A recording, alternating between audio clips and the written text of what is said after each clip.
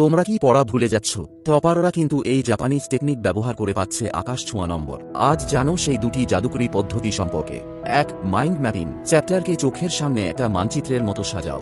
যেমন ভারতের স্বাধীনতা আন্দোলনকে একদম মাঝখানে রাখো এবং পাশে পাশে যুক্ত করো 1946-এর দাঙ্গা, দেশভাগ, উদ্বাস্তু সমস্যা, গান্ধীজি, নেতাজি প্রভৃতি।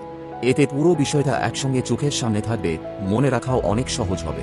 কেন কাজ করে? কারণ মস্তিষ্ক ছবি ও সংযোগ ভালোভাবে মনে রাখে। 2, শু এবং কাইজেন। শান্ত জায়গায় বসে রোজ অল্প করে পড়ো এবং তা নিয়মিত অনুশীলন করো। যেমন 3 মিনিট পড়ো, 3 মিনিট চোখ বন্ধ করে মনে করার চেষ্টা করো, আবার পড়ো।